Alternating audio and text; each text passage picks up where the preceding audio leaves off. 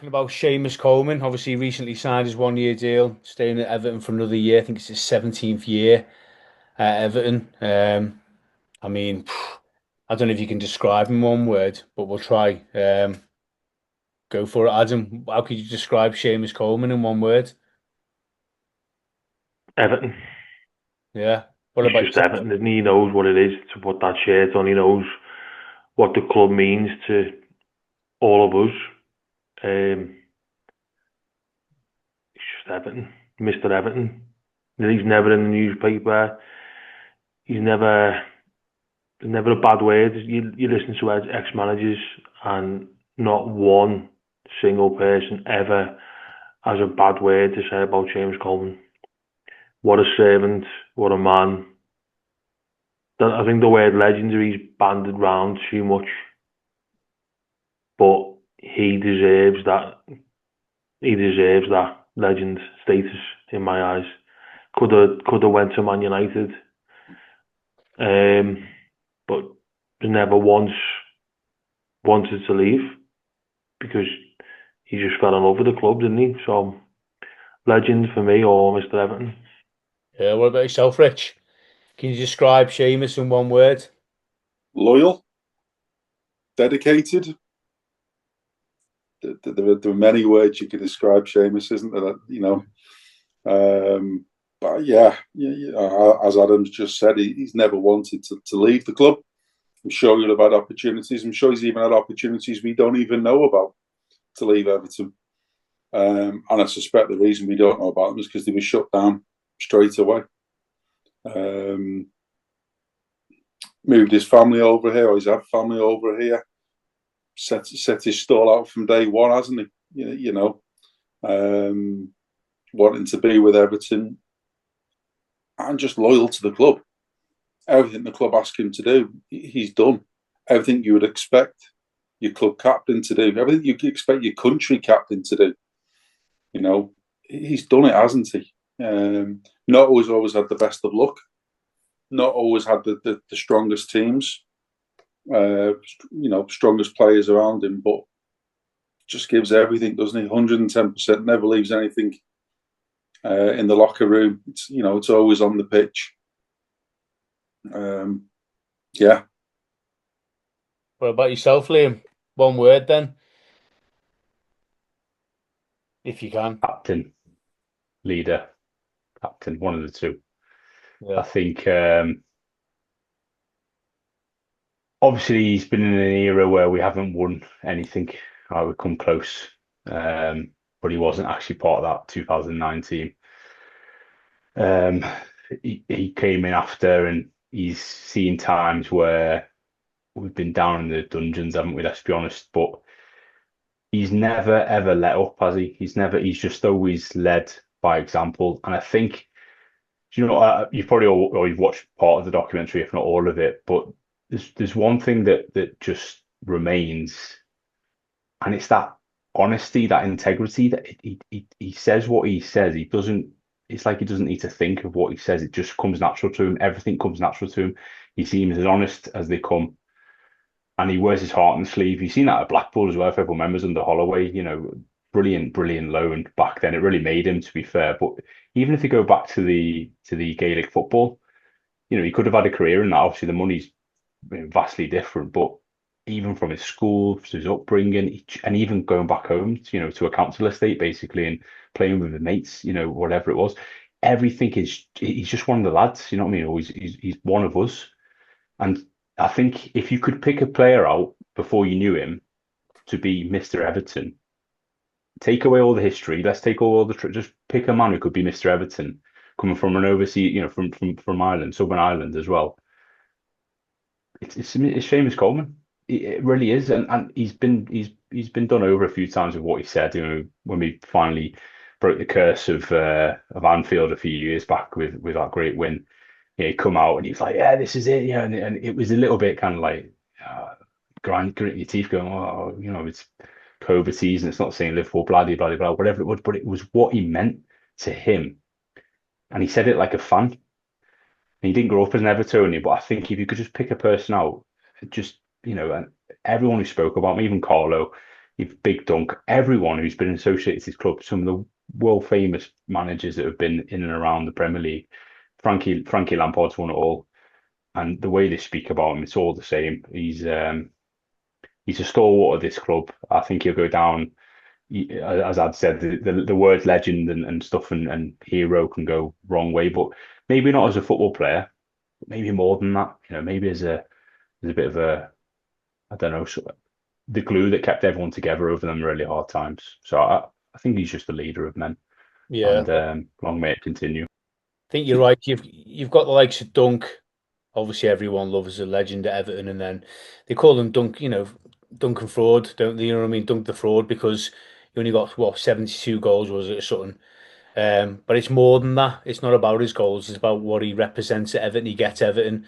So when people are comparing Dominic Calvert-Lewin and Ferguson, Calvert-Lewin's got 76 goals or something, but it's a big difference between what Calvert-Lewin represents as an Everton player or was an Everton player to compared to what Big Dunk does. And I think Seamus is like that, slightly different because he's calm and collective, and there's no anger or there's no, well, what we don't see anyway. We don't see that real grit and angerness. He's quite calm and collective with it. 60k. So in 17 years that works out minus the wages. Obviously we'd have to factor that in, but just on transfer fee alone, 60,000 works out over 17 seasons, 3,529 quid. So some of us could have afforded him. Yeah. Do you know what I mean? I bet you we pay more than that for footballs than nowadays in a season. Yeah. That's just, I Being mean, honest, I bet you we do. yeah. And that was 2009. So it's not like the money was still quite, quite a lot back then. Do you know what I mean? Obviously, he came from Sligo Rovers. Willie McStay recommended him to David Moyes. Obviously, McStay spent time um, with Moisey, and has a bit of a relationship with him going back. So it's a find, absolutely find. I wouldn't say he's the world's greatest player, but he can play football certainly. Like, you know what I mean. And obviously, over the years with the leg break, if that's a shame that happened because it set him back a bit, didn't it? But for the price we paid for him, is unreal. I think Who that's was, who was it when, I think it was Arsenal, when he picked the ball up in his own half and was doing keepy-ups all the way down? Was that against Arsenal? Does anyone remember that? Sticks in my mind. So we're doing this, we're doing a bit of Googling and stuff. That Séamus Coleman, when he did his debut at Goodison, came Played on. right midfield. yeah. He came on. He Against came on Spurs. for Yobo, wasn't it? He went off injured, and Séamus actually got man of the match. Yeah, he come Played on. centre half. He set up goals. He set up. I'm sure he bombed it down the right hand side and set up a goal, didn't he? Yeah, he played centre half. That was the Europa League, that wasn't it? Spurs game, I think his It was first. Spurs. It was Spurs. I was trying to think then who it was against. It was Spurs. Spurs, we won 2-1. Yobo picked up an injury, and Séamus came on as a sub, and he picked up man of the match in his first game at Goodison. Because I think the next game he played, he had a stinker, didn't he? I'm sure of it. Not sure. I remember it. He had a stinker the next game.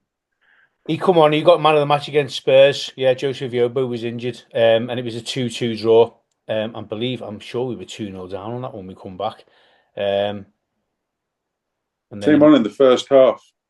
Yeah, he come on, and then he played he made his debut against Carlisle in the FA Cup, 2nd of January 2010, replacing Tony Hibbert. And he came in the 80th minute. He came on and he set up a goal for Tim Cahill, and we won 3-1.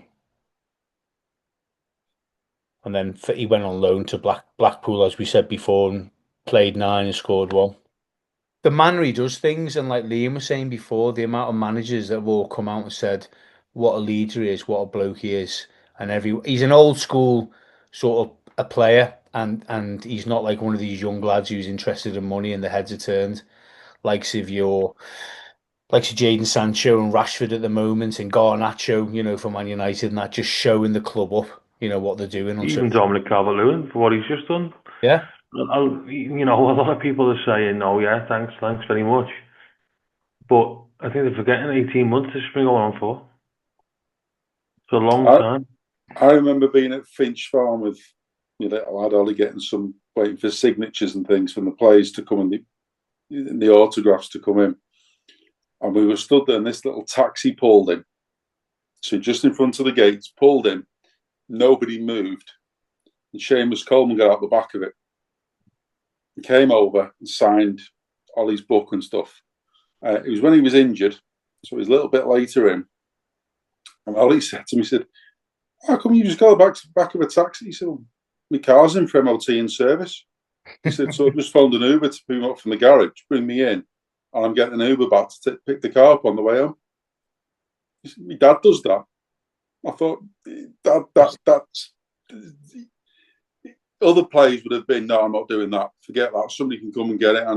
But no, it's all right. I'll just take the car and get an Uber into work, do my day's work, then get an Uber back home and pick the car up. That says a lot about the man, doesn't it? Because a lot It of does. players now have I was stood there gobsmacked when he was telling me, yeah, my car's just in for MOT in service. So I've just got an Uber in and I'll book it to get me back home later on to pick the car up and drive home then. Yeah. It's just like, yeah, fair dues. I can live with that now. You've just gone down in history with me there, mate. It says a lot about the man, doesn't it? That's, Yeah. you just a normal person at the end of the day. Yeah, And exactly that. And he lives Exactly for that. Everton. And I'm glad he signed that new deal because he can bring us into the new stadium. Whether he gets more game time, I don't know how his injury is and how that holds up. But just He being can't train properly now. He trains about once or twice a week. just about being around the club, innit? Being around the dressing room. That's all it is, isn't it? It's somebody that is a part of the furniture, basically. 'Cause that's what he is. He's been there that long now. He's a part of the furniture. Telling these new lads what it means to put that shirt on. Because if you notice at half time, he never comes back up. He's always down in that dressing room. So I think that's what it's going to be, like a coach role, isn't it? But it's still on player wages. Because he said, I was going to say, if Everton have just given him a new contract, then he can only train once or twice a week. What are they eyeing up for him? Because they don't do that. well, he would have retired if it wasn't for David Moyes. If it was any other manager, he would have retired. And David Moyes begged him to stay. Because he had offers back in Ireland as well. And he would have retired, but he wanted... David Moyes has basically begged him to stay because he's too important to let go. Especially in this summer, because we've got, 13 outfield players? 13, that's it. At this present moment in time. And to lose someone is... What's the right word for it? Instrumental.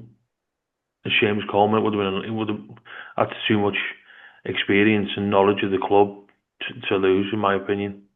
It's having them senior players in it in the club that you need, and you see a lot of clubs now that haven't got that. I just point out to Man United how bad they are because they haven't got that sort of leadership in It's the there. backbone, isn't it? The Yeah, backbone of the club. massively, and they haven't got that. And then likes of Rashford and Garnacho and players like that, and Jadon Sancho and Anthony and the rest of them are just it's just there's no discipline there, there's no structure, and I'm glad that we've kept him because you'll have Moyes, you'll have him, and then you sort of set the You've standard. got Bainesy as well. I was going to say, Yeah, you've got to put Baines into that pile as well, you to have, be yeah, fair. 100%. Even Bainesy are very similar in the stance towards the club, because if you remember when Moyes first went to United, he wanted Baines and Coleman, and the pair of them didn't go. Now I don't know how close the ways are going, but I know that obviously Leighton Baines, when he said it many a time when he was at Wigan, he said, if anyone ever comes in for me, if it's Everton, I'm telling you now, I'm going. Don't tell me to anyone but Everton. Well, he turned down. Was it who was after him? Was it Sunderland? Was it? Or no, West? I can't remember who it was now. Was and then Everton came in, and then he went to Everton. That was it. You just see a lot of ex-players that have played for us. I think it was David. Was it Davidson that said once you play for Everton, nothing's ever the same, or was it Alex Young? Might have been Alex Young. Once Everton's what you said, nothing's never the same. Is that Alex Young? Yeah, one of them said, I can't remember now. It's either Dave Dixon or, I don't know, I think Dave Dixon said I would have died for every club. I I would break have it ran through in my brick body, walls. Yeah, but I'll die for Everton. yeah. Yeah. And it just seems that once you play for this club, nothing's ever the same. You look Yeah. at Richarlison now. Yeah. It's like Phil Neville as well. He said the same. He came and And felt he it. came through the academy at United. Yeah. Do you know what I mean? He came to Everton and that changed him. So it just shows what the club, and obviously it's down to everything, the fans, the stadium, the backroom staff, and we haven't been the most fabulous club over the years, but hopefully moving forward things change. But very quiet there, Liam. Taking Taking it it all all in, in. lads. Sorry, I always do, don't I? I like to take it in. It's been a few weeks, hasn't it? So it's good to hear the thoughts. And you mentioned some famous players there. And I think in this era of social media, maybe we see a lot more of obviously everything. But if we were to kind of take it back in time and have that back then, Seamus Coleman would still be in the same for me. Again, you've got to take into account winning trophies, that leading a club into a European final and winning it. Not many players have actually ever done that. To be fair, other than the top teams who are there regularly. But at Everton, we've only had it once. But imagine if we were to just see Seamus walk out in the FA Cup final or even a League Cup final. You know what? Because it would mean everything to him. But I think Moyes wouldn't have to say much in that dressing room because he knows, as everyone else does. I think we've seen Tarky recently react to this year extension and say my captain. Do you know what I mean? Little things like that. This is bigger than what we as fans probably see it because he's in the club. He's been there for 17 years. He's been some good times, as Bill would say, and some less good times. And I think Seamus has just epitomised everything about the club. But if you always see, he never talks negatively about the club in any sense. Even during all these shocking times, he just sticks to what's important, and that's making the fans feel He that love. he was sorting contracts out under Mashiri. Him, not his job. No, But it's that's how not. much he cares for the club. Of course, mate. He'll give everything for this club, and he'll continue to do that. As you said, Bayern Munich, very, very, very close to getting him. I think it was 2013, 14. I think the year after he became captain in 2014, it was, I think, made 300 appearances or whatnot. Bayern Munich, I mean, replacing the likes of Philipp Lahm, that's who it would have been. One of the greatest, argue up there as one of the greatest right backs or full backs, if you like, especially in Germany. Just behind Do you know what I mean? Tony Ibbett. Centre mid. Yeah, just behind Big Tony, yeah, of course. But Tony Ibbett and and Philip Lahm. Seamus, Yeah. and then Seamus. Eric Dyer as well, don't forget him. I remember reading somewhere, I think it might have been Lampard was trying to rile the team up. They were getting beat at half time. That was Crystal Palace. Was it? And Lampard went to go into the changing room only to be met with the door being slammed in his face by Seamus Coleman. And he kicked all the backroom staff out and he just had it out with the players. Look how that turned out. That was dreadful. That they were 2-0 down. That was absolutely dreadful. That was. I thought we were gone. We were shocking. I thought we were gone. Yeah. I had my head in my hands. Thought we were gone. Yeah. And then but I think that just shows the level of trust that Everton have got within Séamus Coleman himself. Yeah. Because if there had been other managers, they'd have still been trying to kick the door down, but they didn't. They did all the shot and thought, okay, well, we know what that's all about, and they just left it. That's what it used to be like, didn't it? The senior players used to step up and get a grip of the team. And obviously that's disappeared over time, but I'm glad we've still got that because, it's obviously pivotal. Pivotable? What's that word? Yeah. It's obviously can't even freaking speak, man. Well, that's the thing. Is that the word you're looking for? What's that? Pivotal? Is that pivotal? The word not pivotable. Oh, man. That's the thing. If he would have left, he would have only had Tarky and Pickford, really. Dukes is gone because he was a big part of it. You would have only had Taki and Jordan. Mm. If you could pick out one moment then that sticks in your memory of Séamus Coleman, could be anything. So, Mine is when he scored that goal. I think he was getting stick off the park end.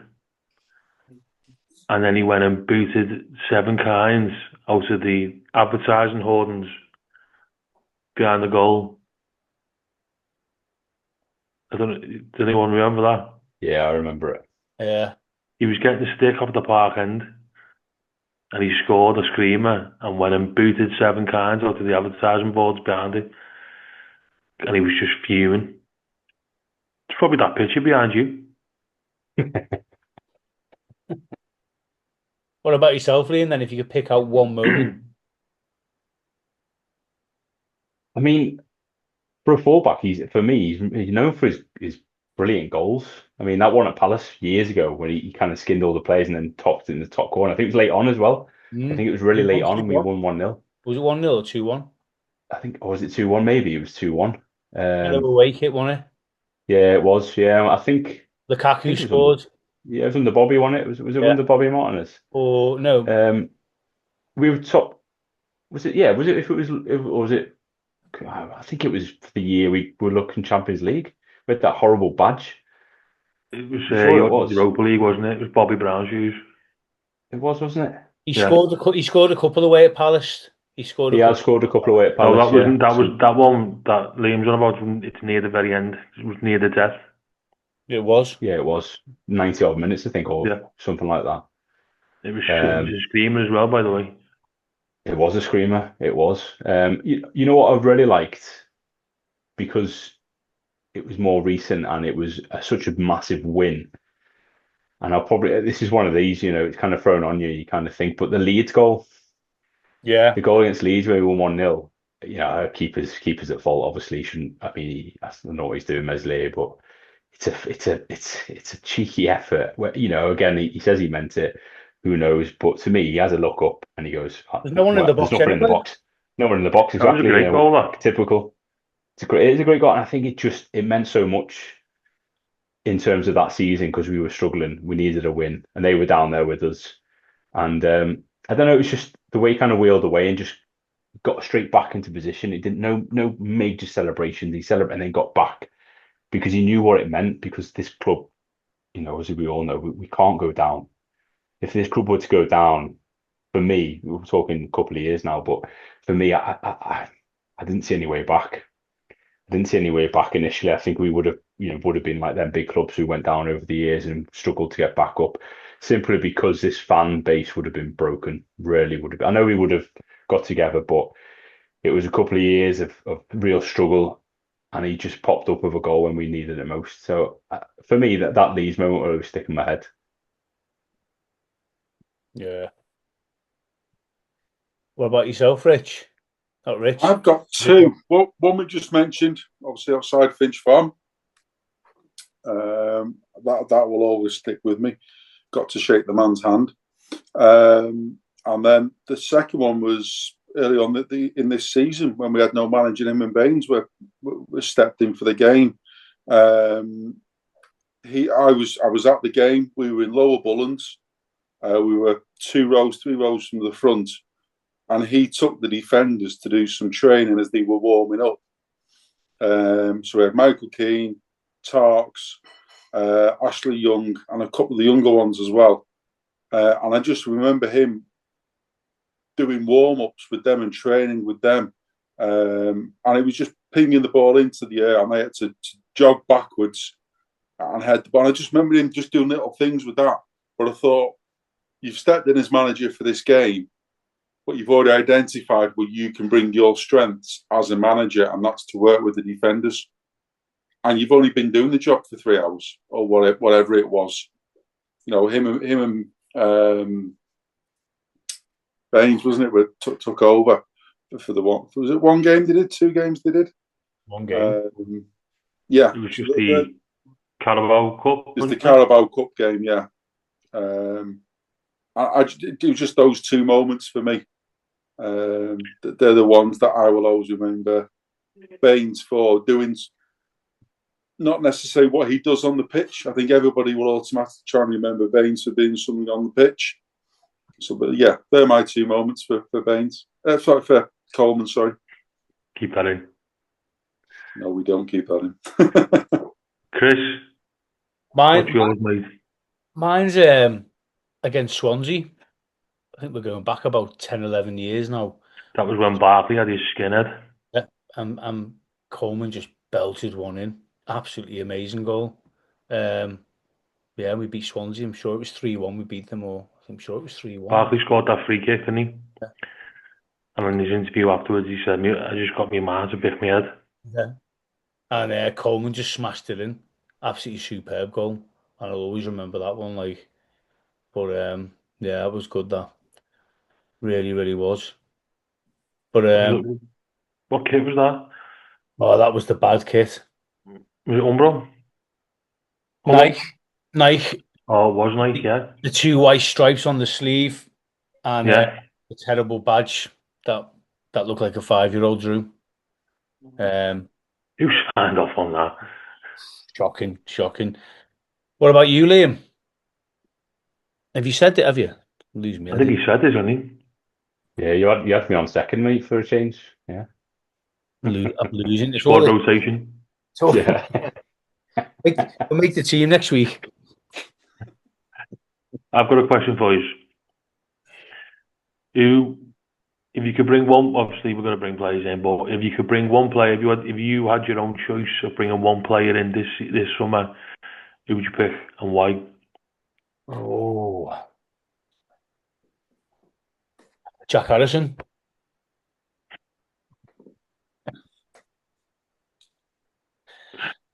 What's Ashley Young up to nowadays?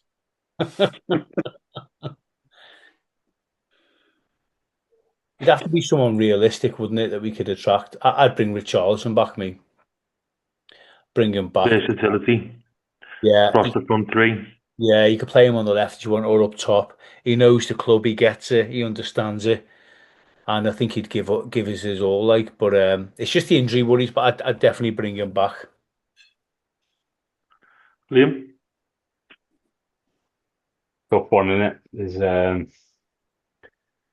I don't know. I think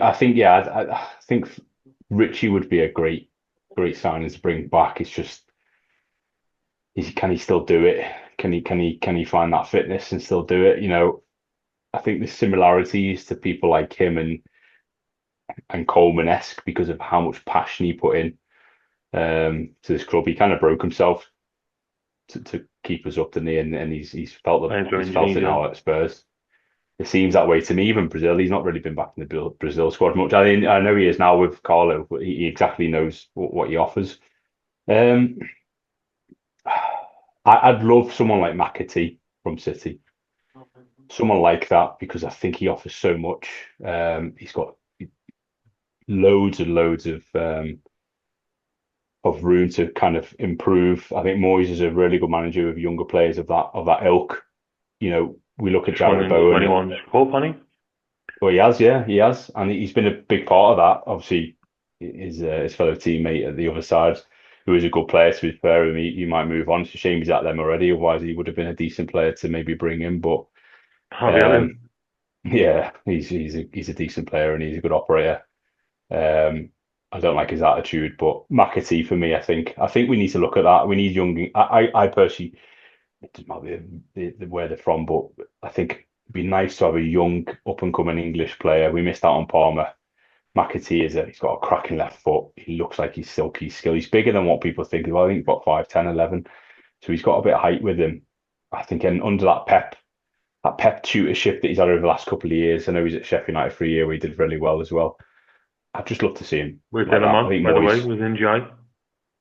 Sorry, buddy. Played with NGI. Well, there you go. They know each other, and to be fair, either side, and then you've got the likes of McNeil and Charlie Alcaraz who can all rotate. I think we need depth, but we need to go with some younger players who have played at the top level, know what it's about. So he'd be my pick. Rich? I think Jack Grealish could be a good could be a good addition to the squad.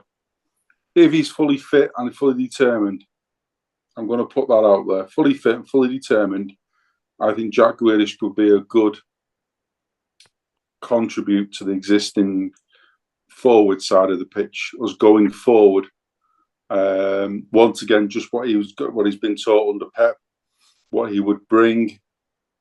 Also, don't forget he'd bring a lot of media attention as well to us, which I think would be really, really good for us as a positive rather than a negative. I think Everton get a lot of negative press, whereas I think if we bring likes of a big signing, like which Jack Grealish would be a big signing for Everton, he would bring a positive attention to the club. And once again, I think going into the new stadium, I think just bringing in that big known English name, yeah, I think that would be a good addition to the squad. Go on then, Adam. Who would you bring in then, mate? For me, it'd be Shane Barry. Got to be the number one target for us. Yeah. We cannot go in to next season with Beto as our number 9. I know he was scoring near the end, and he went on that little bit of a purple patch. But for me, he's not good enough. You know, he went on his purple patch, started scoring a few goals, and then just dropped off a cliff again. So even during that patch where he was scoring, he was still missing a lot of one-on-one chances and things that any half decent strike would have finished. Well, we had that chat, didn't we, on the derby going, and it was just like, I don't think I'd seen any more name mentioned than Beto for the misses he was doing. But yeah, for me it'd be Tieno Barry. Now whether he's ready and flying straight away, don't know. But again, a bit like Liam, I'd like McAtee. And there's obviously just Ben Doak as well, isn't there? Yeah. Because for the whole, again, young, hungry player. The only worry is with Barry is it's like a Moise Keane again. You get a young player and he was doing all right, and then it just didn't work out, and you don't want to waste money on a player that's not going to work out. But then again, I think Moise Keane had a bit of an attitude problem, didn't he? He didn't fit in with the squad. Obviously, rubbed people up the wrong way. Well, it's just the same as Chimiti now, isn't he? He's the same. He's up all night gaming. This is it. The generations. Turns up to training late, rubbing people up the wrong way. Mm. I think in the likes of Keane's defence, you'll remember that Marco Silva brought him in. He didn't get much time with him. Yeah. Then Big Dunk came in, subbed him. After subbing him on against United, he wouldn't have liked that at all. No player would. Over it. You know, and then Carlo came in, and we've seen with even Vinny Jr. with his last season at Madrid, one of the best players in the world. Carlo took him off, would sub him. Endrick as well. He kind of said some words about him. It's players for squads, but he's also got to be. Marco Silva would have got the best out of Moise Keane. I really do think that because he wanted him. You sign a player because you want him. I think if Barry comes in, we know Moyes is not going anywhere unless we lose like 15 games on the bounce. That's good. But Moyes is bringing him in because there's now an actual plan. There's a backroom. That's why they've signed all this backroom staff now before the 30th of June, because we can afford to do it in the PSR budget. We can't sign players really until tomorrow, and we'll probably see an influx now the next 30 days. We probably will. And he might be the head of it. We've probably made loads of groundwork, but we needed the backroom staff to be able to do that groundwork. Moyes is obviously playing a role in it because, again, he's got a proven record of bringing in young, raw talent and making him to something special. I think Jarrod Bowen is the most recent that comes to my head in terms of come from a lower league, wasn't proven in the Prem, 20 million, risk, and he's now arguably, realistically, one of the most proven players of the last 6-7 years in the West Ham shirt. He's their captain. Says a lot, I think. So I'd love to see him just to pee Danny Dyer off. Yeah.